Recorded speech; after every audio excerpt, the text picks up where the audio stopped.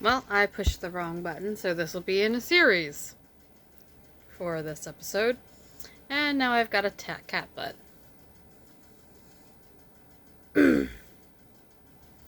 There was no lethal weapon at hand, but I seized a shovel which the workmen had been using to fill the cases, and lifted it high, struck with the edge downward so at the hateful face. But as I did so, the head turned, and the eyes fell full upon me with all their blaze of basilisk horror. The sight seemed to paralyze me, and the shovel turned in my hand and glanced from the face, merely making a deep gash above the forehead. The shovel fell from my hand across the box, and as I pulled it away, with the flange of the blade caught the edge of the lid, which fell over again and hid the horrid thing from my sight. Yes, Maneki, if you're gonna cuddle, you're gonna be on camera.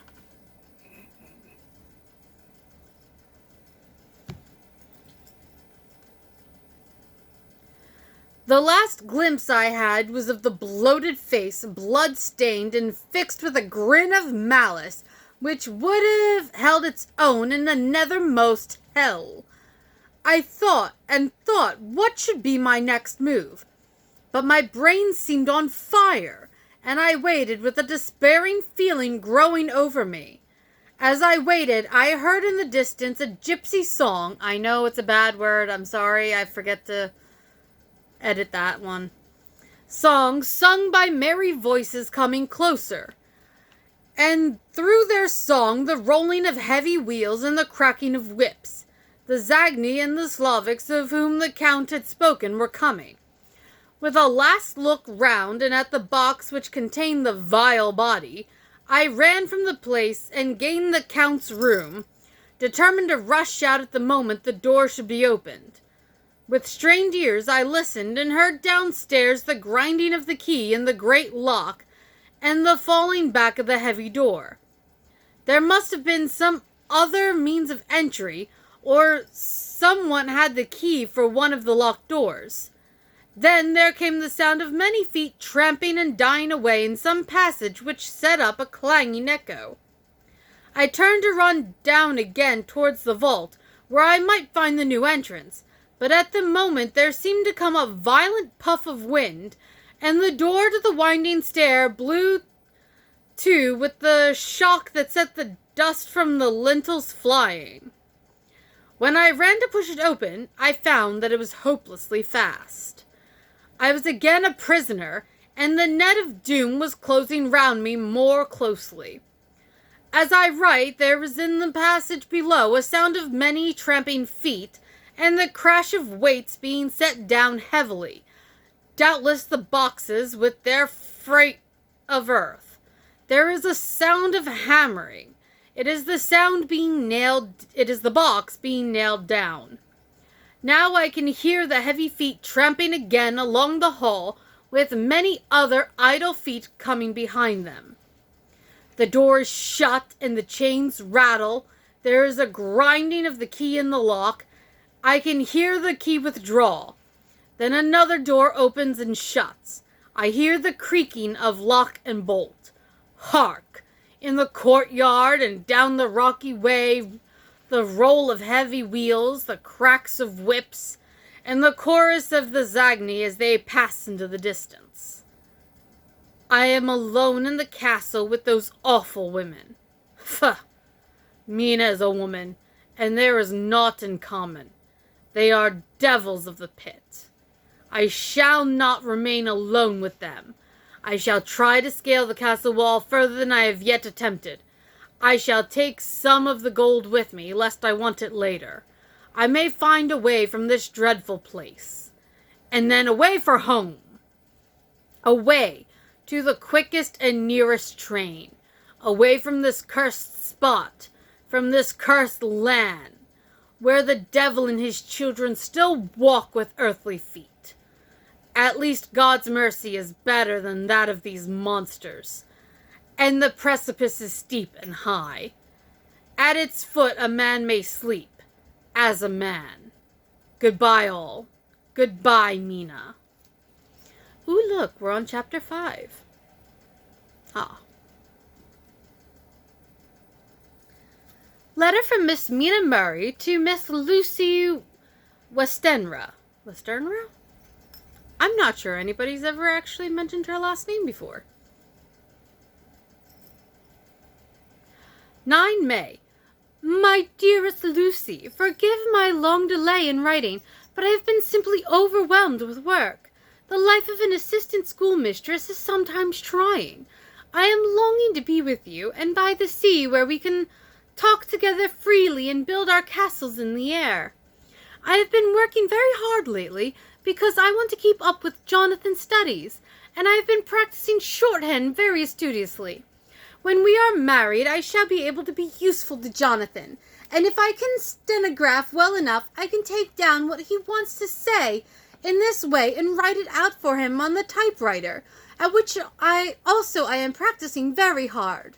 He and I sometimes write letters in shorthand, and he is keeping a stenographic journal of his travels abroad. When I am with you, I shall keep a diary in the same way. I don't mean one of those 2 pages to the week with Sunday squeezed in a corner diaries, but a sort of journal which I can write in whenever I feel inclined. I do not suppose there will be much of interest to other people, but it is not intended for them. I may show it to Jonathan some day if there is anything in it worth sharing, but it is really an exercise book. I shall try to do what I see lady journalists do, interviewing and writing descriptions and trying to remember conversations. I am told that with a little practice one can remember all that goes on or that one hears said during a day. However, we shall see. I will tell you of my little plans when we meet. I have just had a few hurried lines from Jonathan from Transylvania. He is well and will be returning in about a week. I am longing to hear all his news. It must be so nice to see strange countries. I wonder if Jonathan and I, shall ever see them together. There is the 10 o'clock bell ringing. Goodbye, your loving Mina.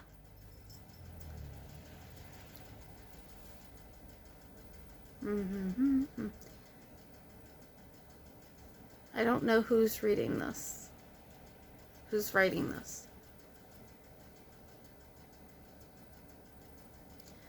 Tell me all the news when you write. You have not told me anything for a long time. I hear rumors, and especially of a tall, handsome, curly-haired man. Letter, Lucy Westenra to Mina Murray, 17 Chattenham Street. Wednesday. My dearest Mina, I must say you tax me very unfairly with being a bad correspondent. I wrote to you twice since we parted, and your last letter was only your second. Besides, I have nothing to tell you. There is really nothing to interest you. Town is very pleasant just now, and we go a good deal to picture galleries and for walks and rides in the park. As to the tall, curly-haired man, I suppose it was the one who was with me at the last pop. Someone has evidently been telling tales. That was Mr. Homewood. He often comes to see us, and he and his mamma get on very well together. They have so many things to talk about in common. We met some time ago a man that would just do for you, if you were not already engaged to Jonathan. He is an excellent parti, being handsome, well off, and of good birth. He is a doctor, and really clever. Just fancy, he is only 29, and he has an immense lunatic asylum all under his own care. Mr. Homewood introduced him to me, and he called here to see us, and often comes now. I think he is one of the most resolute men I ever saw, and yet the most calm. He seems absolutely imperturbable. I can fancy what a wonderful power he must have over his patients. He has a curious habit of looking one straight in the face, as if trying to read one's thoughts. He tries this on very much with me, but I flatter myself he has got a tough nut to crack. I know that from my glass. Do you ever try to read your own face? I do, and I can tell you it is not a bad study, and gives you more trouble than you can well fancy if you have never tried it. He says that I afford him a curious psychological study, and I humbly think I do. I do not, as you know, take sufficient interest in dress to be able to describe the new fashions. Dress is a bore. That is slang again, but never mind. Arthur says every day. There it is all out, Mina. We have told all our secrets to each other since we were children. We have slept together and eaten together and laughed and cried together. And now, though I have spoken, I would like to speak more. Oh, Mina, couldn't you guess? I love him. I'm blushing as I write, for although I think he loves me, he has not told me so in words. But, oh, Mina, I love him. I love him. I love him. There, that does me good. I wish I were with you, dear, sitting by the fire undressing as we used to sit, and I would try to tell you what I feel. I do not know how I am writing this even to you. I'm afraid to stop or I should tear up the letter, and I don't want to stop, for I do so want to tell you all. Let me hear from you at once and tell me all that you think about it. Mina, I must stop. Good night. Bless me in your prayers, and Mina, pray for my happiness. Lucy. P.S. I need not tell you this is a secret. Good night again. L. Letter, Lucy Westerna to Mina Murray, 24th May. My dearest Mina, thanks again for your sweet letter. It was so nice to be able to tell you and to have your sympathy. My dear, it never rains, but it pours. How true the old proverbs are. Here I am, who shall be 20 in September, and yet I never had a proposal till today. Not a real proposal. And today I have had 3.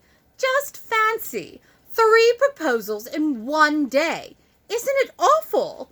I feel sorry, really and truly sorry, for 2 of the poor fellows. Oh, Mina, I am so happy that I don't know what to do with myself. And 3 proposals. But for goodness sake, don't tell any of the girls, or they would be getting all sorts of extravagant ideas and imagining themselves injured and slighted.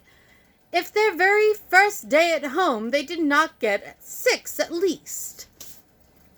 Some girls are so vain.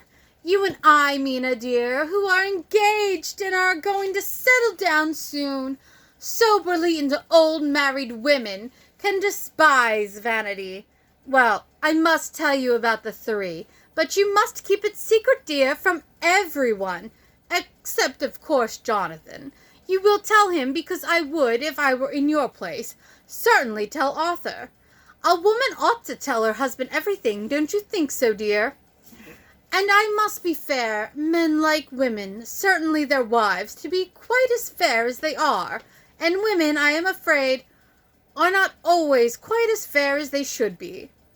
Well, my dear, number 1 came just before lunch. I told you of him, Dr. John Seward, the lunatic asylum man, with the strong jaw and the good forehead. He was very cool outwardly, but was nervous all the same. He had evidently been schooling himself as to all sorts of little things, and remembered them, but he almost managed to sit down on his own silk hat, which men don't generally do when they are cool, and then when he wanted to appear at ease, he kept playing with a lancet in a way that made me nearly scream. He spoke to me, Mina, very straightforwardly. He told me how dear I was to him, though he had known me so little, and what his life would be with me to help and cheer him. He was going to tell me how unhappy he would be if I did not care for him, but when he saw me cry, he said that he was a brute and would not add to my present trouble. Then he broke off and asked if I could love him in time, and when I shook my head, his hands trembled, and then, with some hesitation, he asked me if I cared already for anyone else. He put it very nicely, saying that he did not want to wring my confidence from me, but only to know, because if a woman's heart was free, a man might have hope. And then, Mina, I felt a sort of duty to tell him that there was someone.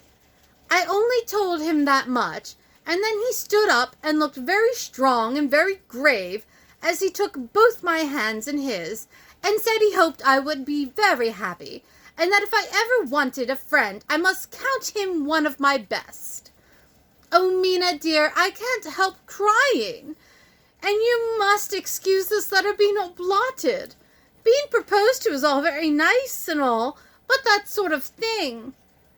But isn't it at all a happy thing when you have to see a poor fellow whom you know loves you honestly going away and looking all broken-hearted? And to know that no matter what he may say at the moment, you are passing quite out of his life. My dear, I must stop here at the present. I feel so miserable, though I'm so happy.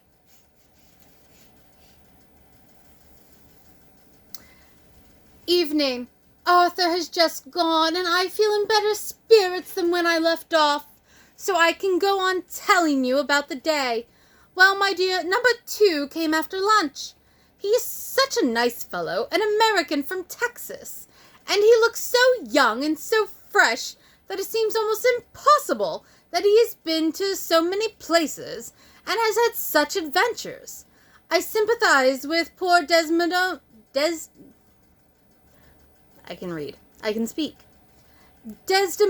when she had such a dangerous dream poured in her ear, even by a... I suppose that we women are such cowards that we think a man will save us from fears, and we marry him. I know now that what I would do if I were a man and wanted to make a girl love me. No, I don't. For there was Mr. Morris telling us his stories, and Arthur never told any, and yet... My dear, I am somewhat previous. Mr. Quincy P. Morris found me alone. It seems that a man always does find a girl alone. No, he doesn't. For Arthur tried twice to make a chance, and I, helping him all I could, am not ashamed to say it now. I must tell you beforehand that Mr. Morris doesn't always speak slang. That is to say, he never does so to strangers or before them, for he is really well educated and has exquisite manners. But he found out that it amused me to hear him talk American slang, and whenever I was present and there was no one to be shocked, he said such funny things. I am afraid, my dear, he has to invent it all, for it fits exactly into whatever he has to say. But this is a way slang has. I do not know myself if I shall ever speak slang. I do not know if Arthur likes it, as I have never heard him use any as yet. Well, Mr. Morris sat down beside me and looked as happy and jolly as he could, but I could see all the same that he was very nervous. He took my hand in his and said ever so sweetly, "Miss Lucy, I know I ain't good enough to regulate the fixings of your little shoes, but I guess if you wait till you find a man that is you, will go join them 7 young women with the lamps when you quit. Won't you just hitch up alongside me and let us go down the long road together, driving in double harness?" Well, he did look so good-humored and so jolly that it didn't seem half so hard to refuse him as it did poor Dr. Seward. As I said, as lightly as I could, that I did not know anything of hitching, and that I wasn't broken to harness at all yet. Then he said that he had spoken in a light manner, and he hoped that if he had made a mistake in doing so on so grave, so momentous an occasion for him, I would forgive him. He really did look serious when he was saying it, and couldn't help feeling a bit too serious too. I know, Mina, you will think me a horrid flirt, though I couldn't help feeling a sort of exultation that he was number 2 in one day. And then, my dear, before I could say a word, he began pouring out a perfect torrent of love-making, laying his very heart and soul at my feet. He looked so earnest over it that I shall never again think that a man must be playful always and never earnest, because he is merry at times. I suppose he saw something in my face which checked him, for he suddenly stopped and said with a sort of manly fervor that I could have loved him, for if I had been free. Lucy, you are an honest-hearted girl, I know. I should not be here speaking to you as I am now if I did not believe you clean grit, right through to the very depths of your soul. Tell me, like one good fellow to another, is there anyone else that you care for? And if there is, I'll never trouble you a hair's breadth again, but will be, if you let me, a very faithful friend. My dear Mina, why are men so noble when we women are so little worthy of them? Here was I, almost making fun of his great-hearted, true gentleman. I burst into tears. I am afraid, my dear, you will think this a very sloppy letter in more ways than one. And I really felt very badly. Why can't they let a girl marry 3 men, or as many as want her, and save all this trouble? But this is heresy, and I must not say it. I am glad to say, though I was crying, I was able to look into Mr. Morse's brave eyes, and I told him out straight. Yes, there is someone I love, though he has not told me yet that he even loves me. I was right to speak to him so frankly, for quite a light came into his face, and he put out both his hands and took mine. I think I put them into his, and said in a hearty way, "That's my brave girl. It's better worth being late for a chance of winning you than being in town for any other girl in the world. Don't cry, my dear. If it's for me, I'm a hard nut to crack, and I take it standing up. If that other fella doesn't know his happiness, well, he'd better look for it soon, or he'll have to deal with me. Little girl, your honesty and pluck have made me a friend, and that's rarer than a lover. It's more unselfish anyhow. My dear, I'm gonna have a pretty lonely walk between this and Kingdom Come. Won't you give me one kiss? It'll be something to keep off the darkness now and then. You can, you know, if you like, for that other good fella. He must be a good fella, my dear, and a fine fella, or you could not love him. Hasn't spoken yet." That quite won me, Mina, for it was brave and sweet of him, and noble, too, to a rival, wasn't it? And he's so sad, so I leant over and kissed him. He stood up with my 2 hands in his, and as he looked down into my face, I am afraid I was blushing very much, he said, "Little girl, I hold your hand, and you've kissed me. And if these things don't make us friends, nothing ever will. Thank you for your sweet honesty to me, and goodbye." He wrung my hand, and taking up his hat, went straight out of the room without looking back, without a tear or a quiver or a pause. And I'm crying like a baby. Oh, why must a man like that be made unhappy when there are lots of girls who would worship the very ground he trod on? I know if I were free, only I don't want to be free.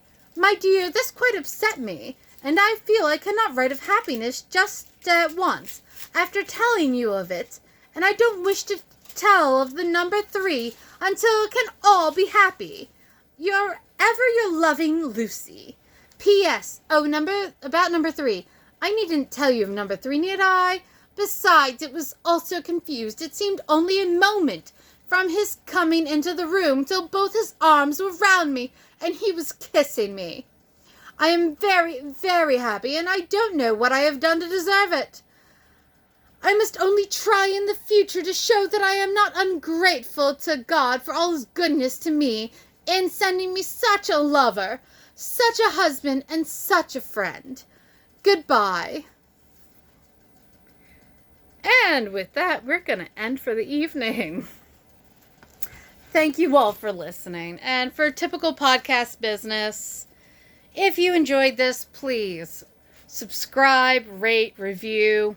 Oh, I lost a head. For those of you not watching, I did not lose my physical head. I lost one of my mannequins that are in the view. Yeah, rate, subscribe, review, share with your friends. Anything, please comment. If you're on Spotify, you can always, I always post the, what do you think of this question? So you can interact in the app itself. You can also, if you're on YouTube, you can respond there as well. It's all appreciated. That way, more listeners can hear me babble. Although I don't think I babbled that much today. I pulled faces, but I didn't babble too much. I made my mom laugh anyways.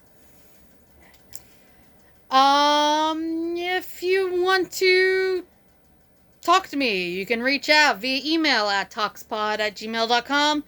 Phonetically, that is Tango Oscar Charlie Sierra Paris Oscar Delta @gmail.com. On Facebook, it's Tangents on Cracked Spines Book Club, or with a voice message at anchor.fm/Tangents on Cracked Spines. For those of you watching, I'm sorry, I don't have all of that memorized, even though I say it once a week.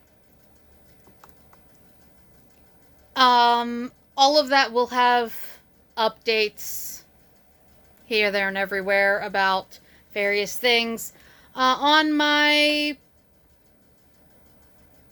TikTok and YouTube, when I remember to update it, I have daily poems that I read. Sundays, I do read an excerpt from whatever I'm personally reading that week. And I want to interact with y'all and find out what you're reading. And you can always give me suggestions. What am I doing well? What am I doing wrong? What would you like to hear next? Remember, it has to be in the public domain unless you would like to help support me getting the rights to a certain story. And with all that said, you did have a cat already because she was all up in my business. So, thank you and have a great night or day or whatever it is when you're listening to this and or this uploads. Because I have a wonderful internet connection in the sticks. Thank you and good night.